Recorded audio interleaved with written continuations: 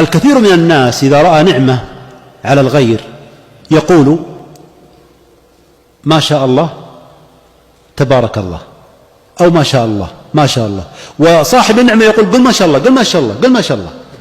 وهذا خلاف سنة النبي صلى الله عليه وسلم، لأن النعمة نعمتان، نعمة عليك ونعمة على غيرك.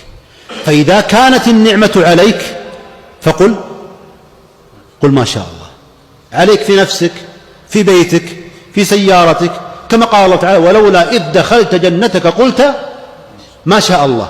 فإن كانت النعمة عليك قل ما شاء الله ما شاء الله، لباسك، سيارتك، ابنك، زوجتك، بيتك، دابتك، ما شاء الله. هذه النعمة تعود لك أنت، فأكثر مما شاء الله لأن فضل من ربي عز وجل.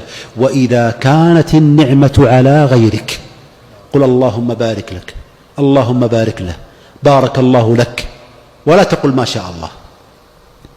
وعلى ذلك نص ابن القيم رحمه الله تعالى والشيخ عبد الله بن عبد الرحمن أبابطين رحمه الله تعالى وجماعة من أهل العلم. لماذا؟ يقول لأنك إذا قلت ما شاء الله يقول لك صاحب النعمة وأنا إيش استفدت؟ أين الفائدة؟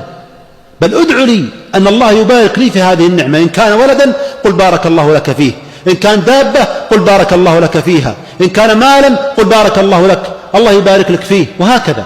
ولذلك النبي صلى الله عليه وسلم ماذا قال؟ قال إذا رأى أحدكم نعمة على أخيه فليبرك عليه. في الصحيح قال فليبرك عليه، قال على ما يقتل أحدكم أخاه، هلا إذا رأى عليه نعمة أن يبرك عليه. معنى أن يبرك عليه أن يقول اللهم بارك لك فيها، أو اللهم بارك له فيها، أو بارك الله له فيها، فإن هذه سنة النبي صلى الله عليه وسلم.